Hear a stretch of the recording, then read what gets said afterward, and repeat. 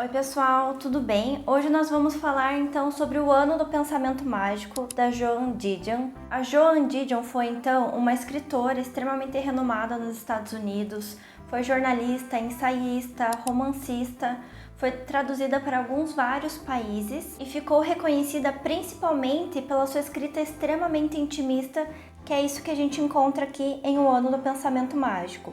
Ela veio a falecer em 2021, super recente, em decorrência de complicações da doença de Parkinson. Ela tem algumas obras já traduzidas para o português, entre elas a gente tem Vou Te Dizer o que Penso, O Álbum Branco, Noites Azuis, Rastejando até Belém e o próprio O Ano do Pensamento Mágico, que a gente vai falar sobre ele agora.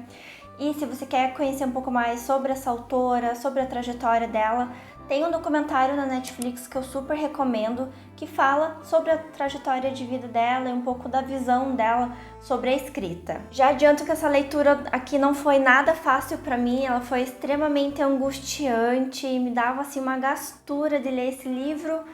Por quê? Esse livro vai falar da morte do marido da Joan Didion. Ela tá ali com a filha dela hospitalizada, eles vão visitar a filha dela, voltam para casa, estão na cozinha conversando, ele tá sentado, ela tá preparando o jantar, quando ele de repente tem um ataque cardíaco e morre, tendo uma morte muito abrupta, repentina e que nada poderia prepará-la para esse momento. Então esse é um livro que fala sobre luto, sobre perca, sobre reconstruir uma vida depois da perca de alguém, sobre tentar entender o seu próprio processo de luto e todas essas camadas, né, que um momento desse pode ter para a vida de alguém. Então assim, eu sou casada, foi um livro que mexeu muito comigo, pensei muito na minha relação, na minha vida, coisas que eu não queria que acontecesse comigo. Eu acho que esse livro aqui ele traz muito essa sensação de que não tem nada que está ao nosso controle. A gente falou recentemente aqui no canal sobre a morte de Ivan Illich, que é um personagem ali que ele vai definhando ao longo do livro. Você está preparado para a morte dele e ela já é ruim por si só, ela já é difícil. Nesse livro aqui, então, a gente tem essa morte abrupta, que não tem nada que possa ser feito, muito pelo contrário, eu acho que a rapidez com que tudo aconteceu gera também esse desconcertamento da Joan Didion, de quando ela tenta entender, ela tenta compreender aquilo que está acontecendo, aconteceu, e que vai passar a ser a sua vida dali em diante. Ela abre o livro com uma frase que está até aqui na contracapa do livro, que é a seguinte: a vida muda rapidamente, a vida muda em um instante. Você se senta para jantar e a vida que você conhecia termina. Eu acho que com essa frase já dá para entender muito de como que ela vai abordar o tema na obra dela. Eu considero que é uma escrita muito objetiva, ela não tenta florear, ela não tenta, maquiar aquilo que está acontecendo. Ela tem uma escrita mais jornalística, então sim, eu acho que para mim, na minha concepção, isso traz um viés mais objetivo, mas não por isso ele se torna impessoal, é muito pelo contrário. Eu acho que todos os livros que eu já li assim que falam sobre a temática de morte, esse foi o que mais me deixou realmente confrontando esse momento e por conta disso tão angustiada, que como eu comentei foi algo que mexeu muito comigo quando eu li. Eu queria compartilhar aqui uma das frases que eu acho que mais mexeu comigo no livro inteiro, que eu acho que resume muito qual é a experiência de luto dela e como que foi para ela, viver sem o marido, que esse livro vai contar, o primeiro ano dela após a morte do seu esposo, então tudo muito recente, ela tentando ali, se encontrar na vida, tentando caminhar sozinha, e daí ela fala: eu não seria capaz de contar quantas vezes em um dia normal acontecia algo que eu precisava contar a ele. Esse impulso não cessou com sua morte, o que cessou foi a possibilidade de resposta. Para mim, daí isso vai nos colocar muito de frente para essa experiência de que se perde frente à morte, não é só aquele ente querido, não é só aquela pessoa que você ama. E nesse livro aqui, o amor realmente é romântico, aquela pessoa que você escolheu para dividir a vida com você. Mas se perde também o futuro. Você perde anos, de construção ali que te deixaram em um modo de funcionamento, de rotina, do quanto que as coisas funcionavam ali naquela relação, de que forma que isso acontecia. Você perde isso, Não quer dizer que vai deixar de existir, mas deixa de existir nesse futuro. Então, assim, para mim, falar sobre isso, refletir sobre isso é uma punhalada no meu peito. Mas é um livro que eu super recomendo. Eu acho que ele traz reflexões aí muito bacanas e muito importantes. Por quê? A Didion, ela é uma escritora que eu considero assim bem intelectual, né? Então, quando ela sofre essa perca, o que ela vai fazer? Ela vai buscar em livros, artigos, histórias, até mesmo buscar em pessoas respostas, entender como que é o processo de luto em diferentes culturas, em diferentes obras, o que a ciência fala sobre o processo de luto e qual não é a nossa surpresa quando ela encontra muito pouca coisa em relação a isso. Culturalmente, nós não somos acostumados a falar sobre a morte e isso eu acho que contribui também para que as pessoas que estejam passando por isso, elas tenham ainda menos material, menos recurso para lidar com esse momento de tanto trauma na vida, da mesma forma com que a gente que está, acompanhando alguém que está passando por um processo do luto, a gente não sabe como lidar, porque não tem nenhum tipo de script, um código social e moral de como a gente tem que lidar nessas situações, e ela fala exatamente sobre isso. Então tem ali um livro que ela lê durante esse momento que fala das etiquetas a serem seguidas, né? Um livro super antigo e que de certa forma ela sente que diz a experiência de luto dela, né? O que as pessoas têm que fazer, o que ela tem que fazer, o que ela tem que cuidar, como que ela tem que recepcionar as pessoas e também aquilo que os outros podem fazer para ela, mas é uma linguagem ainda, é uma leitura muito superficial. Então eu sinto assim também que parte do intuito dela de escrever esse livro é que outras pessoas que estão passando por um luto possam encontrar algum nível de conforto de alguém falando sobre a sua própria experiência sobre isso, já que a literatura ela é bem escassa sobre esse assunto. E uma das coisas que fica muito presente assim nesse livro é que não tem fuga para o luto.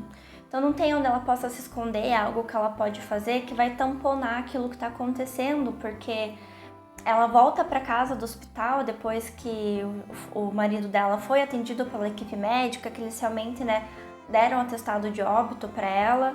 E ela volta para casa dela, que era a casa que ela dividia com ele. Então não tem nem esse aspecto de voltar para casa e se sentir confortável, se sentir ali amparada. E além de que ela não consegue contar com ele porque ele era a pessoa com quem ela contava nesses momentos difíceis. Então, com quem que eu vou contar quando a pessoa com quem eu contava, ela não está mais ali?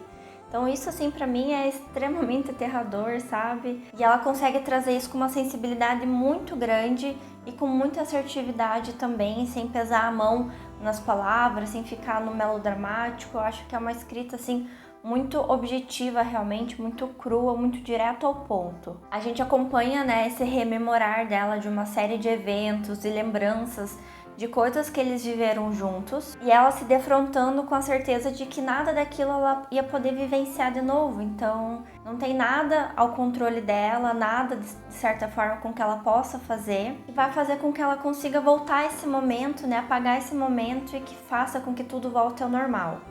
Na verdade, essa busca também dela por conhecimento sobre histórias, sobre livros, artigos, que vão dar algum tipo de norte para ela, de certa forma ela também está tentando responder a pergunta do que aconteceu, Por que isso aconteceu? E entender o motivo da morte lhe dava a esperança de poder desfazer aquilo que tinha acontecido.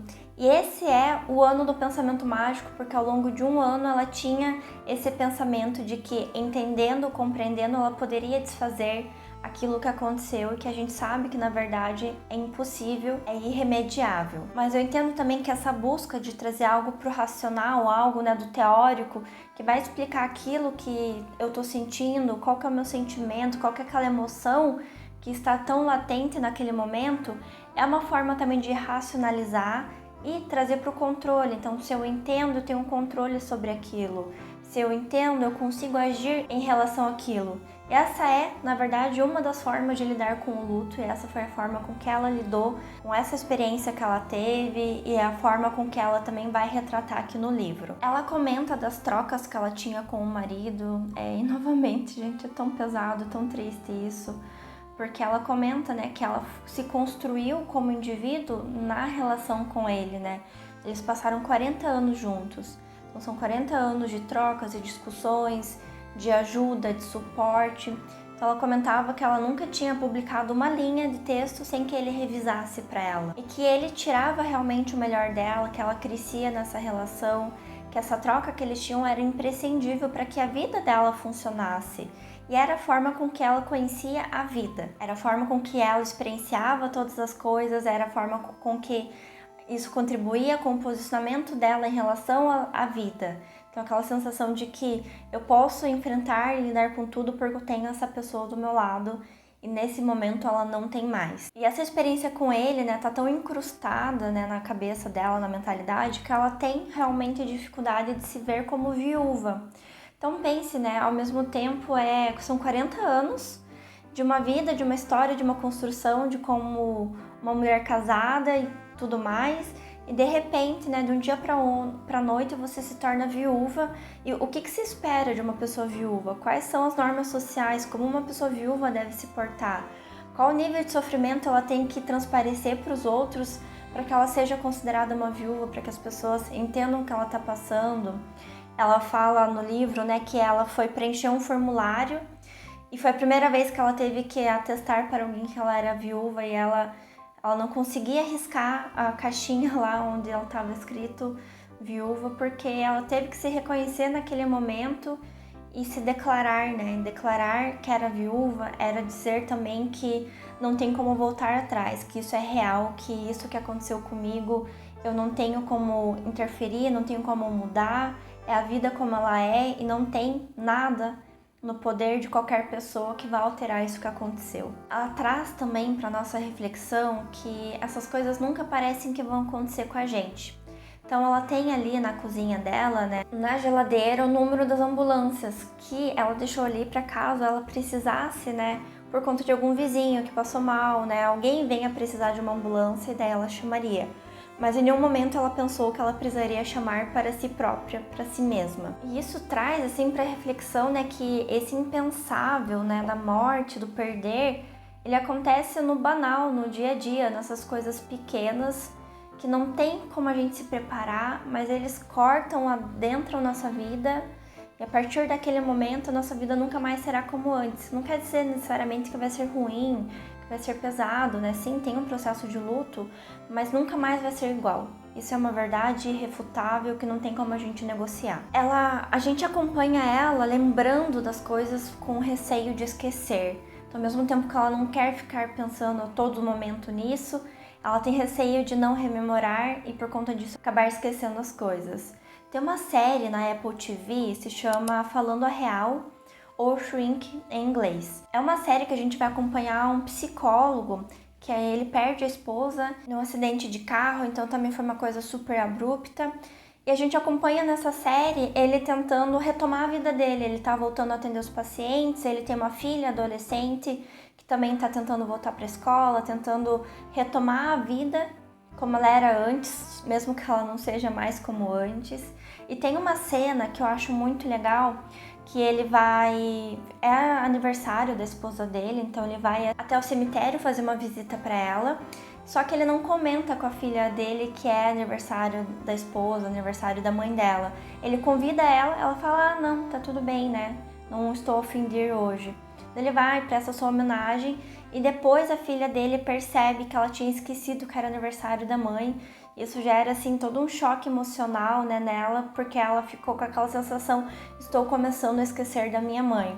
Eu acho que é uma série que ela também reflete bastante esse processo de luto, de como que é você tentar retomar a vida, da mesma forma com que a Joan Didion traz aqui nesse livro. A série, por sinal, é muito boa, eu recomendo, ela é super curtinha, traz bastante reflexão pra gente, apesar de ser uma veia um pouco cômica, ela é muito assertiva nas colocações que ela traz. Uma coisa que a gente vê na série, a gente também vê nesse livro, é esse luto que vem em ondas, né? Então, um dia que está tudo basicamente bem, as coisas aparentemente estão funcionando, tá dando tudo certo, aí vem uma lembrança, um cheiro, um objeto, uma foto, uma fala que faz com que você rememore várias coisas e aquilo te impacta como ondas, realmente. Te impacta como uma onda de mar que te arrebata e que não tem como você daí voltar ao teu eixo novamente. Além do que, confrontar a morte também é confrontar a vida, Então nesse livro eu acho que ela construiu muitas coisas positivas com o marido, então não tem aquele sentimento de que perdi aquilo que eu poderia ter vivenciado antes, mas eu acho que isso também contribui para a visão de que eu sabia o que eu tinha e que era bom e que eu sei também que eu não vou mais ter isso a partir de agora. Sobre o livro é isso, né? Eu acho que um dos pontos assim que não me agradou tanto é que eu senti que tem muita ambientação. Então ela vai falar que ela vai em algum lugar, ela fala que passa pela rua tal, que vai de encontro com a rua tal, que fica perto de tal edifício. Quando ela vai falar com alguém no telefone, ela fala que é aquela pessoa que é casado com fulano, que tem uma revista ou que já foi um diretor super importante e que daí ela foi pegar um avião de tal companhia aérea. Enfim, eu acho que isso acaba deixando um pouco pedante, sabe, a escrita e um tanto cansativa, e são informações que não necessariamente agregam. Mas eu acho que como ela tem essa veia jornalística, é onde ela baseia, vai ancorando também a escrita dela em eventos que realmente aconteceram. Mas eu acho que tem um excesso ali de descrição que não seria necessário, apesar de ser um livro curto. Ele tem em torno de 240 páginas, né? Então não é que tem muito conteúdo também, mas eu acho que ela podia ter economizado algumas páginas também com esse excesso de descrições de lugares, de ambientação, que na minha sensação não contribui. Eu acho que na verdade até quebra um pouco essa profundidade, essa visão mais intimista que ela traz pro livro. Em relação a essa edição aqui, eu não gostei nem um pouco, gente do céu. É um livro duro de ler, sabe? Ele não abre direito as páginas. Eu não gosto desse projeto gráfico também, eu acho que não combina nem com a história, nem essas cores. Eu acho que assim, não me agrada nem um pouco, sabe? Eu acho feiosa mesmo essa edição. Ela tem uma diagramação que ela é confortável, tá? Mas eu achei super duro o livro, ele não abre, ele é um pouquinho mais estreito do que os livros normais. Peguei aqui um outro para comparar, ó, ele é um pouquinho mais estreito, então faz com que ele seja, então, realmente com a folha um pouquinho menor, e daí a experiência de leitura dele não é bom, ele não dobra, ele não abre direito. Eu gostaria que a HarperCollins mudasse essa edição aqui, mas quem sou eu na fila do pão, né, para opinar na edição da HarperCollins, mas eu sei que se eu puder optar por outras edições, eu vou fazer. Eu comprei, na verdade, o Noites Azuis dela em uma edição antiga que eu acho muito mais bonita, que ela é um pouco mais confortável, mas eu trago esse livro também em breve pra gente falar. Bom, pessoal, por hoje é isso. Se você assistiu esse vídeo até aqui, meu muito obrigada. Não esquece de deixar um like, de se inscrever no canal e de compartilhar com alguém que você acha que vai gostar desse livro da Joan Didion. Vou deixar aqui embaixo o link também do livro no site da Amazon, lembrando que se você comprar pelo meu link, eu ganho uma pequena comissão e você não gasta nada mais por isso. Nos vemos no próximo vídeo.